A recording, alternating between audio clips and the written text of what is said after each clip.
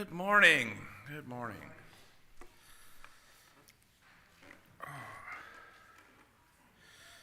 All right. We'll see how long I can stand up here this morning.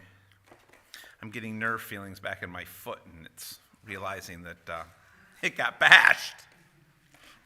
So, as you can see, I'm up here this morning. Mike is on vacation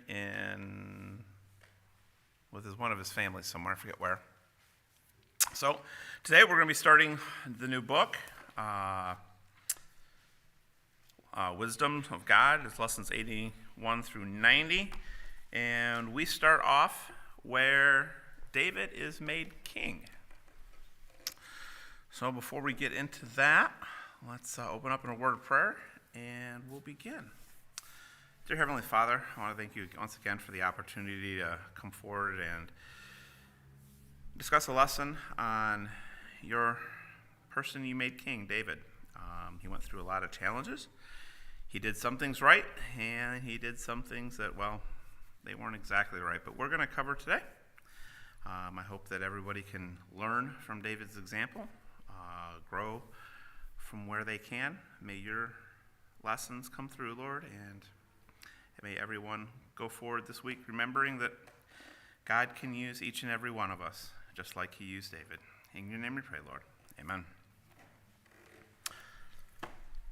So last week, as we left off, David's being relentlessly pursued by Saul because he was to be made king, and the spirit had left Saul. God's spirit left him. And so now Saul's out there, and he's just no longer God's chosen leader. And Saul ends up stumbling and becomes jealous and gets distressed, and Saul's tormented. So David hightails it out, and he goes off and he lives amongst fled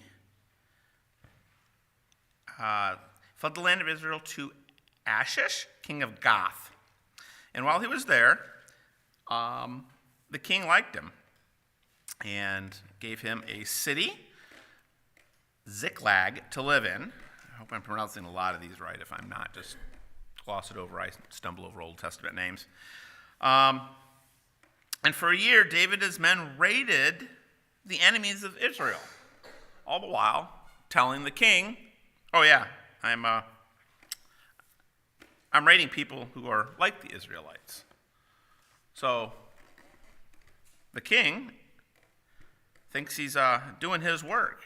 And when the battle comes up, where the Philistines are gathering to battle Israel, we find that all the Philistine leaders go, oh yeah, we don't want that guy named David. We know what he can do. We don't want him here. So David returns to his city. And unfortunately, he returns to a place that's burnt to the ground. Wives are gone, children are gone. And what does David do? Well, he does a good thing, and he seeks the Lord's counsel at this point. Goes find his people who burnt his city and has victory over them. Brings their spoils home, reclaims all the women and children, and even has enough left over to send some spoils back to Judea. Meanwhile, while this is happening, Saul is getting ready to face these Philistines, this army that's coming up. And as we're going to find out what happens, Saul does some, not so bright stuff, but the Spirit of God has left Saul, so Saul's really kind of left on his own devices. He's not going to be thinking correctly, and he's going to use his human thinking, and it's flawed.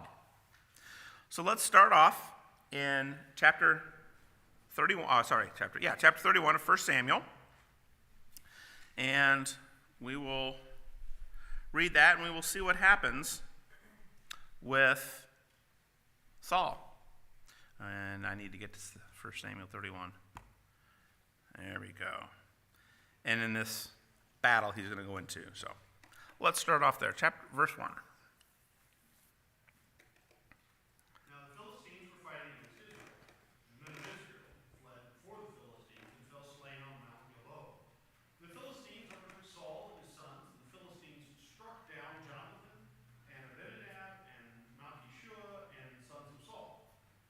The battle pressed hard against Saul. The archers found him, and he was badly wounded by the archers. Then Saul said to his armor bearer, "Draw your sword and thrust me through with it, lest these uncircumcised come and thrust me through and mistreat me." But his armor bearer would not, for he feared greatly. Therefore Saul took his own sword and fell on it. And when his armor bearer saw that Saul was dead, he also fell on his sword and died with him. Thus Saul died, and his 3 sons, and his armor bearer, and all his men, on the same day together.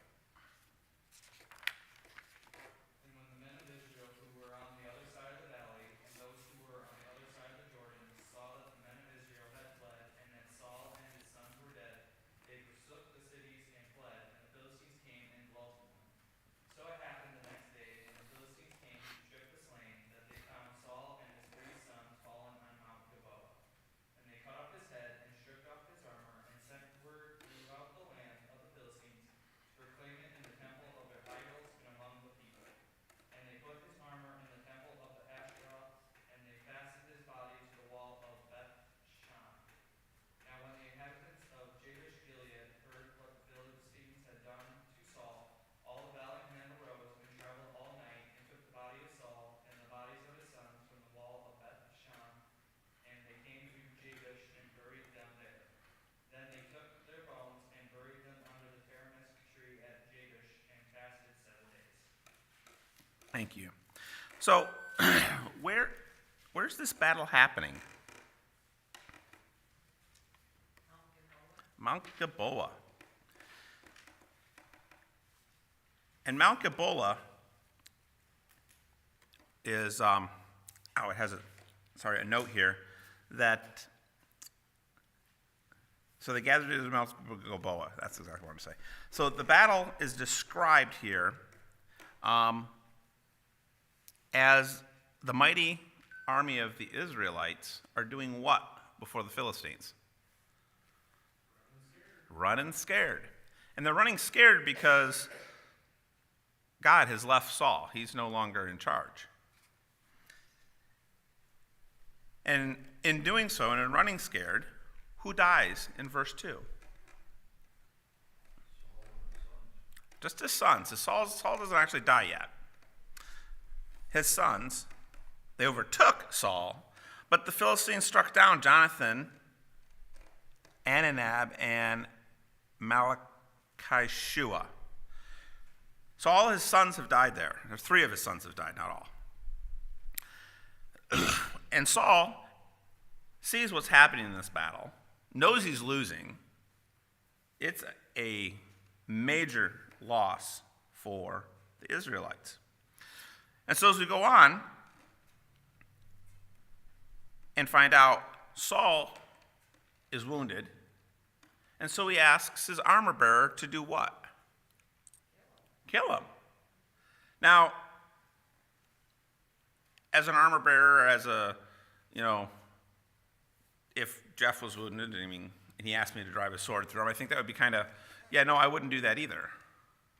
I'm not sure, as an armor bearer to Saul, being wounded, that I would do it either for fear of what may come next, for fear that I would be the person labeled as the one who killed Saul. And I'd end up dead because anybody who's left is going to go, you killed Saul, now it's time to chop your head off too. So, I'm not sure I blame the guy. But he doesn't do it, so what does Saul do? Fell on his own sword and kills himself. And then after he is done with that, why did he do it? What's Saul afraid of?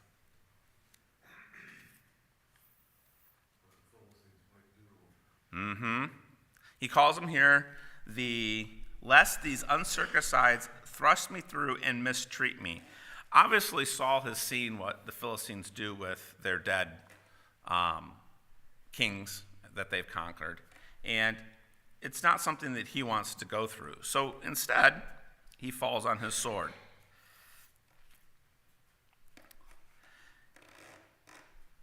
And he actually dies. So, as this continues to go on,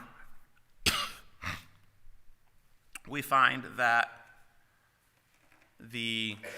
one of these three people here, the next day they came and found the slain Saul and his 3 sons.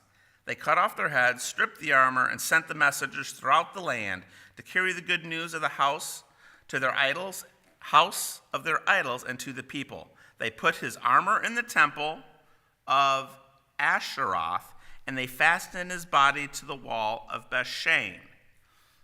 To me, it sounds like Saul just got treated the way he was afraid he was going to get treated anyway. And as we read this, the Philistines are celebrating a great victory. Not only have they collected them up and spread the good news out, but they put his armor in the temple. So from the Philistines' point of view, what we have is these idols that they have just conquered the great Israelite God. If we look at that, that's what they're going through here. The Philistines think, hey, we've won. We've slain Saul. We've got these Israelites. We've got these sons. Look at the bodies. Look at the armor. We've gone through and we've won. And it was a major victory for them. Who comes along and, in the last part of the verse, takes the bodies from Saul?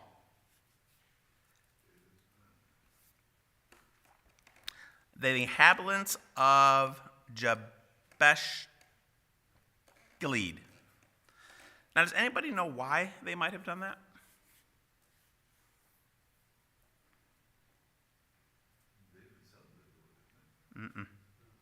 No. Off the top of my head, are they the same tribe? Is Jewish Gilead part of Benjamin?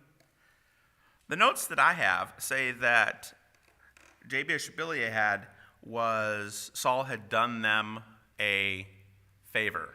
They had protected him. Saul had protected them, and so they came back to honor Saul in that way. Take his bones down, or his bodies down, give him the proper burial, and bury them under a tamarisk tree, which I don't know what kind of tree that is. And then they fasted for 7 days in honor of Saul for what he did for them. So as we continue to move on, what we have in 1 Samuel, and we're going to go back a little bit and back up because we captured 28, is we're going to see a little bit of what happened before let's see, make sure I got this right. Yeah, who was recovering the bodies? If we look at Samuel 1:11, it describes how Saul came to the aid of the city. I knew I had it in my notes. I didn't have it outlined. And so they were grateful for Saul's aid to him, and likely this act of gratitude, the previous kings to honor him and his sons. So in 1 Samuel 28:15 through 19, and I'll read that.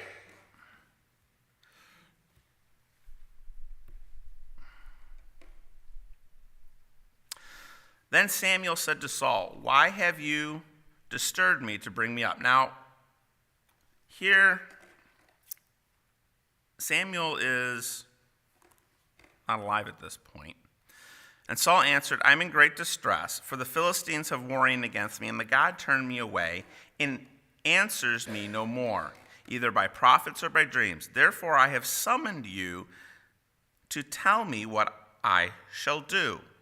And Samuel said, "Why then do you ask me, since the Lord has turned from you and become your enemy, and the Lord has done to you as he spoke to me, for the Lord has torn the kingdom out of your hand and given it to your neighbor David. Because you did not obey the voice of the Lord and not carry out the fierce wrath against Amalek. Therefore, the Lord has done this thing to you this day. Moreover, the Lord will give Israel also with you into the hands of the Philistines, and tomorrow you and your sons shall be with me. The Lord will give you the army of the Israel also into the hands of the Philistines. So, how does Saul receive this message? Through a medium. Was he supposed to do that? No. No, he wasn't. He wasn't getting answers from God, and he kind of justifies it when Samuel asks him, "Why then do you ask me, since the Lord has turned from you and become an enemy?" So, if Samuel's talking to Saul, and he got it through a median, what can we take from this?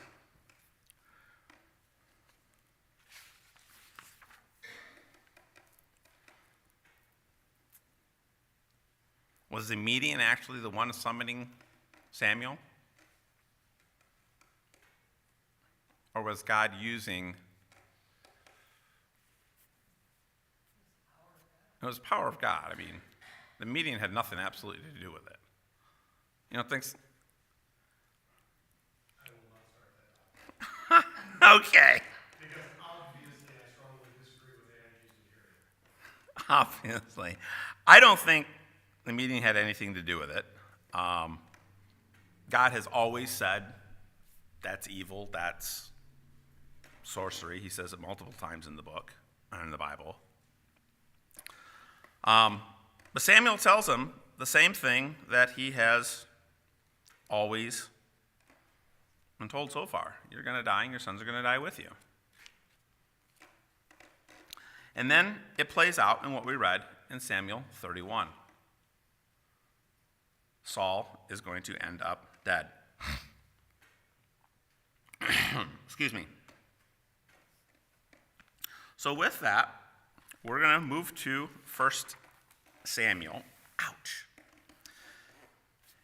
And 2 Samuel, not 1 Samuel. And David ascends to the throne.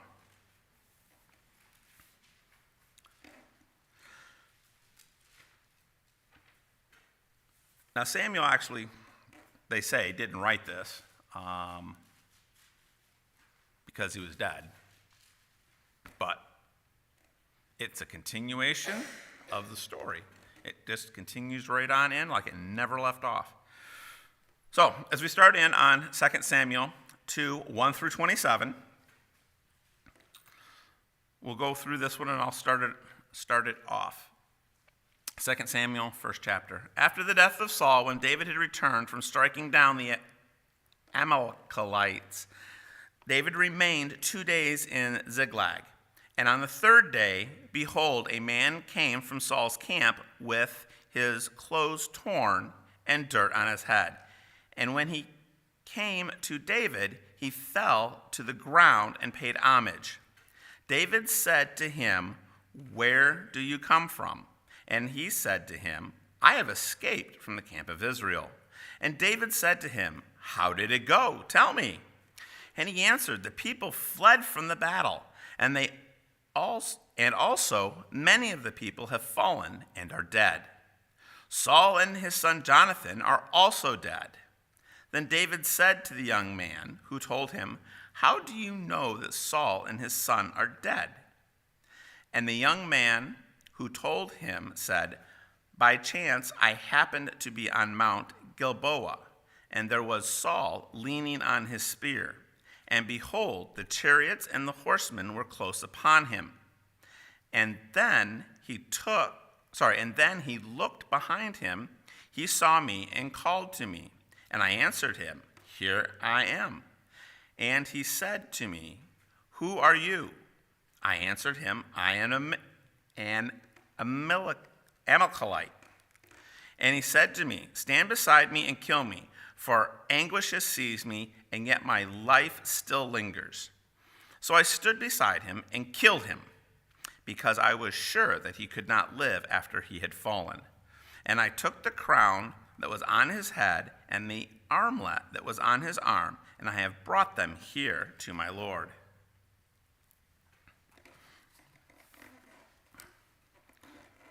And David took hold on his cloak and rent them, and likewise all the men that were with him. And they mourned and wept and fasted until evening, for Saul and for Jonathan his son, and for the people of the Lord, and for the house of Israel, because they were fallen by the sword. And David said unto the young men that told him, whence art thou? And he answered, I am the son of a stranger from the Amalekite. And David said unto him, how wast thou not afraid to stretch forth thy hand to destroy the Lord's anointed? And David called one of the young men and said, go near and fall upon him. And he smote him, and he died. And David said unto him, thy blood be upon thy head, for thy mouth has testified against thee, saying, I have slain the Lord's anointed. Then David lamented with his lamentation over Saul and over Jonathan his son. And he told them to teach the children of Judah the song of the bow. Indeed, it is written in the book of Jasher. The beauty of Israel is slain on your high places. How the mighty have fallen. Tell it not in Gath. Proclaim it not in the streets of Ashkelon, lest the daughters of the Philistines rejoice, lest the daughters of the uncircumcised triumph. O mountains of Gilboa, let there be no dew nor rain upon you, nor fields of offerings, for the shield of the mighty is cast away there. The shield of Saul, not anointed with oil. From the blood of the slain, from the fat of the mighty, the bow of Jonathan did not turn back, and the sword of Saul did not return empty. Saul and Jonathan were beloved and pleasant in their lives, and in their death they were not divided. They were swifter than eagles, they were stronger than lions. O daughters of Israel, weep over Saul, who clothed you in scarlet with luxury, who put ornaments of gold on your apparel. How the mighty have fallen in the midst of the battle. Jonathan was slain in your high places. I am distressed for you, my brother Jonathan. You have been very pleasant to me. Your love to me was wonderful, surpassing the love of women. How the mighty have fallen, and the weapons of war perished. In 2 Samuel, we finally start hearing what David knows about the war and how the war went. Because as you remember, the Philistines were afraid of him, and they said, get him out of here. We don't want him. For fear he will turn on us in the middle of the battle and kill us instead of the Israelites. So David went home, reconquered the city, got his stuff back after it was burned down, and now he's hearing about what happened on the battle. So who came and how did David learn that Saul had died?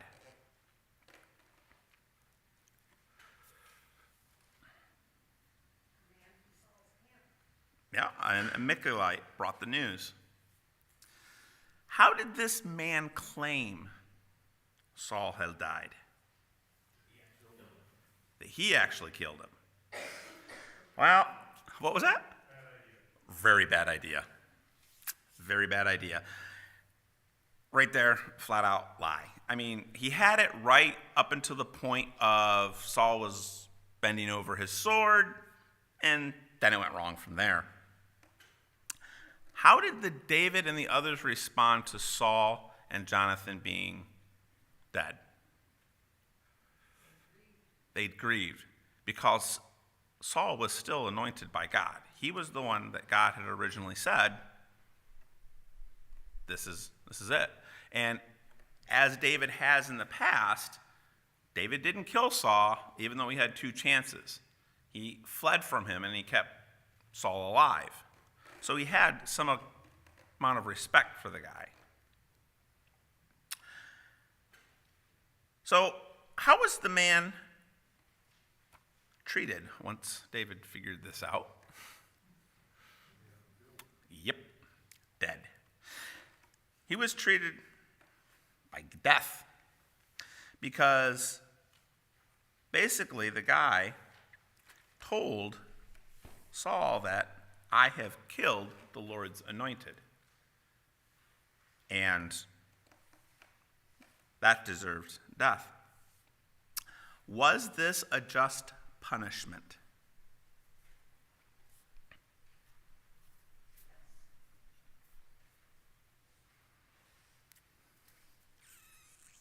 Yeah, it was. It was. David had believed the man's report, even though he knew it was false and that David fell on his old sword. David administered just punishment for taking Saul's life. Not even Saul's own armor bearer was even willing to do this. The only way Saul died was because he fell on his own sword by his own hand. He didn't die because someone had killed him. And it was the lie that this Amalekite told that earned him his just rewards. Now it's interesting, the next part of from verses 19 on, it's a song, it's a poem that they made for Jonathan and Saul to be remembered. And it mentions the book of Joshua, which I guess is another book they had. I don't know anything about that book, so that's all I'm going to go into for that one. But the poem is an ode to Saul, kind of, and his son. If you look at it, your glory, O Israel, is slain in high places, how the mighty have fallen. Don't tell our enemies, because if we do, we don't want them exalting. Saul and Jonathan are beloved and lovely in life and in death. They were not divided. They suffered. They were swifter than eagles, stronger than lions. So it's a praise of Saul, and it's a praise of Jonathan. And that is how David in his camp mourned Saul.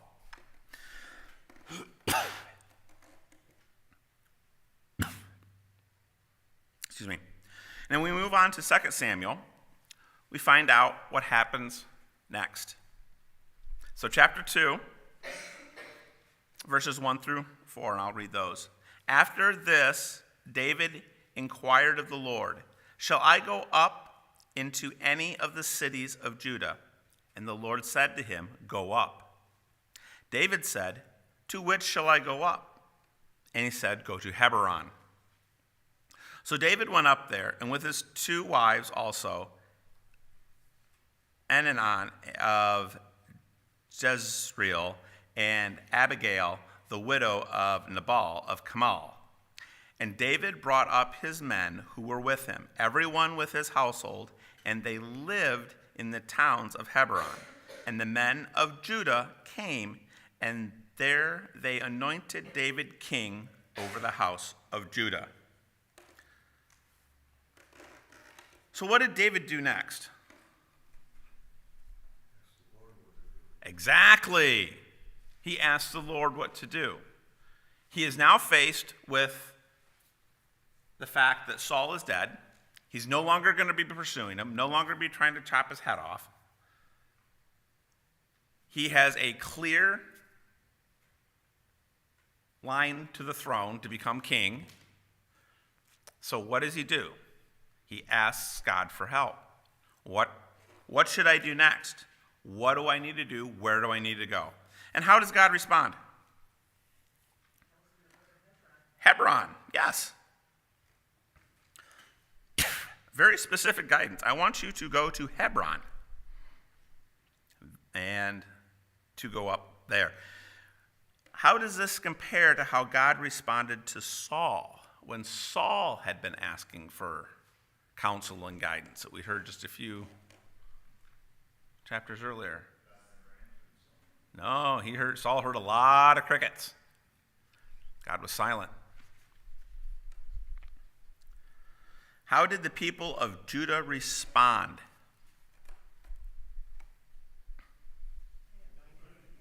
Say, I'm tired, two at once.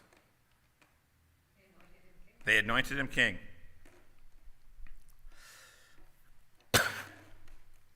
Yep. Now we move on in chapter 2, 8 through 11. We find out something different's happening. But Abner, the son of Ner, commander of Saul's army, took Ishbosheth, the son of Saul, and brought him over to Mahanaim. And he made him king over Gilead and the Asherites and Jezreel and Ephraim and Benjamin and all of Israel. Ishbosheth, Saul's son, was 40 years old when he began to reign over Israel, and he reigned 2 years. But the house of Judah followed David. At the time that David was king in Hebron over the house of Judah was 7 years and 6 months. So what do we see going on here? We just saw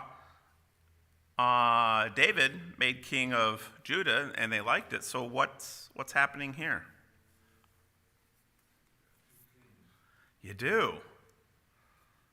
To me, it sounds like a bad problem. Too many cooks going to spoil a pot.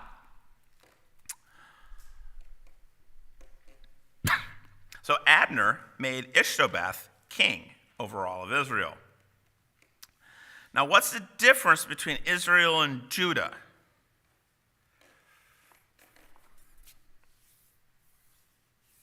It has to do with more geographical locations. Judah's territory was in the south, and the northern tribes are referred to as Israel. So it's two different areas where they are at. So now we're going to have some issues as we continue to look forward into 2 Samuel 5, 1 through 10. Who came to David at Hebron? And let's look into 2 Samuel chapter 5. And we'll start 1 through 10. If somebody would like to read that. Then all the tribes of Israel came to David at Hebron and said, Behold, we are your own in flesh. In times past, when Saul was king over us, it was you who led out and brought in Israel. And the Lord said to you, You shall be shepherd of my people Israel, and you shall be prince over Israel. So all the elders of Israel came to the king at Hebron. And King David made a covenant with them at Hebron before the Lord. And they anointed David king over Israel. David was 30 years old when he began to reign, and he reigned 40 years. At Hebron he reigned over Judah 7 years and 6 months. And at Jerusalem he reigned over all Israel and Judah 33 years. And the king and his men went to Jerusalem against the Jebusites, the inhabitants of the land, who said to David, You will not come in here, but the blind and the lame will work you off, thinking David cannot come in here. Nevertheless, David took the stronghold of Zion, that is, the city of David. And David said on that day, Whoever would strike the Jebusites, let him get up the water shaft to attack the lame and the blind, who are hated by David's soul. Therefore it is said, The blind and the lame shall not come into the house. And David lived in the stronghold and called it the city of David. And David built the city all around from the Millo inward. And David became greater and greater, for the Lord the God of hosts was with him. All right. So who came to David at this point in time? The tribes of Israel. Now we've gone from chapter 2 to chapter 5, and in between that, we have warring that goes on in chapter 3. Abner was Let's see here. Abner was the one who put in power Ishbosheth, and Abner eventually decided to defect to David and wound up getting murdered by eventual Joab. And in chapters 3 and 4, there's this conflict that had started because of the two kings. And when we come up into chapter 5, we find that the elders of Israel in the north came to David in the south and said, "Let us unite." All the tribes of Israel came and said, "We are your bone and your flesh. In times past, when Saul was king, it was you who led us out and brought in Israel." So they're kind of coming back together, and all of Israel's becoming one. What did they recognize about David? Well, we just discussed that. And that it was, it was David who led them out and brought Israel. And the Lord said to you, "You shall be the shepherd of my people, and you shall be prince over Israel." So they're recognizing that David is the rightful king here. The tribes in the north that had been set up by, that were king under Ishbosheth, after these parties had been for war, come to David and said, "You're the one. You're the one God has anointed." And so they anointed him king. Whom was David now ruling over at this point? All of Israel. The north and the south that we had seen divided up in chapter 2, David is now ruling over all of them. How long had he been ruling in Judah over Hebron? 7.5 years, since Paul had died and God had told him to go to Hebron. What foreshadowing are we going to get in this next section?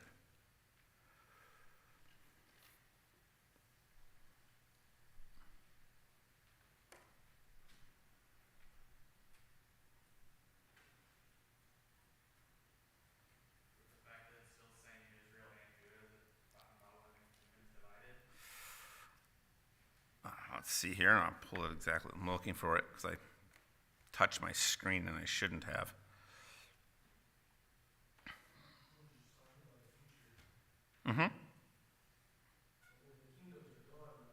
Right. And at Jerusalem, he'll reign over all of Israel and Judea for 33 years. That's where I wanted to go. So we're looking at David ruling over all of this as king. What did David do after being anointed?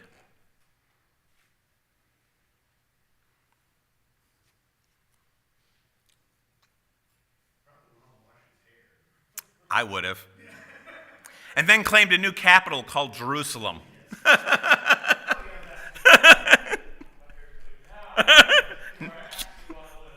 Exactly.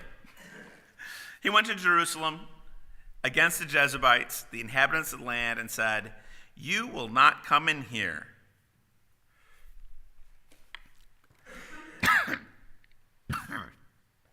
Sorry. And the king and his men went to Jerusalem up against the Jebusites, the inhabitants of the land, who said to David, "You're not going to come in here, but the blind and the lame will ward you off." I don't think that worked. What are the alternate names given for Jerusalem? City of David and Zion, correct. What other place is known as the city of David? Exactly, Bethlehem. Yep, and it's a smaller city, a little bit to the south, if I remember correctly. But it is also known as the city of David. What do we learn about David's relationship with God, and how did this affect his reign? It's something that Saul lost.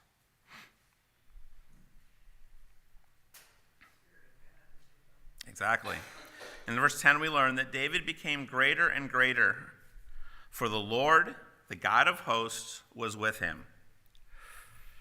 And this is how David starts off his reign. Now, in the next session, we're going to go into the promises that God made to David and how those were kept. And through the rest of this book, we're looking at the promises to David. Won't be long before we learn that David disobeys God, and I don't think it'll be for the first time. Absalom rebels, and then we go into Solomon, and we start getting into some of the kings. But as we look at David, he, both today and last week and earlier, what's the one thing David is always doing?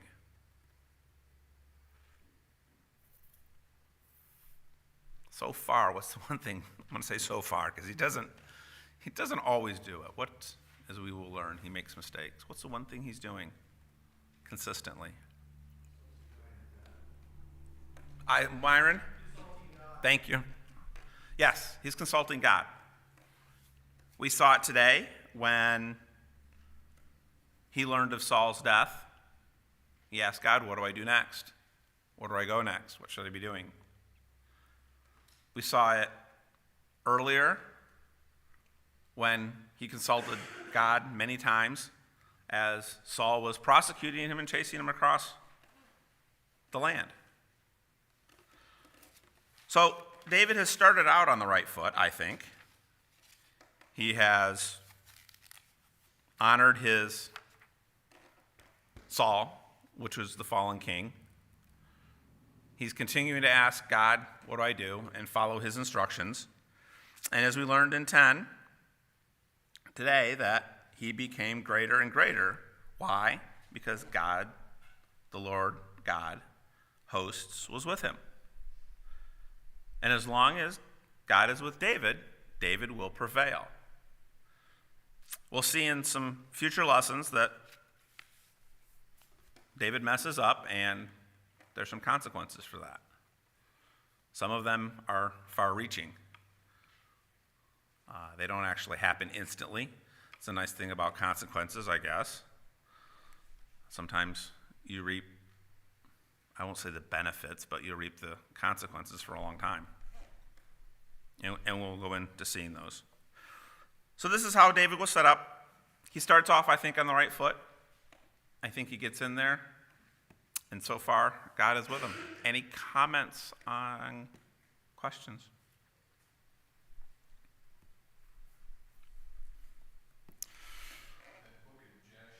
Yes.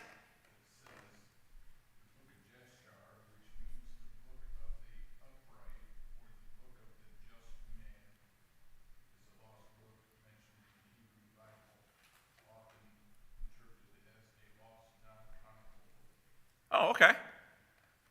Okay. Okay. It says it's, my notes say it's referenced at least one other time in the Bible. I did not take the time to research that, to figure out what it was. I did not think it was something of paramount importance. I thought what was more important was the way David praised and wrote a song and a poem to Saul, who had fallen. Even though Saul had relentlessly pursued him, tried to kill him more than once, David still praised and remembered Saul because Saul was anointed of the Lord. So, Nick, would you close this in prayer, please?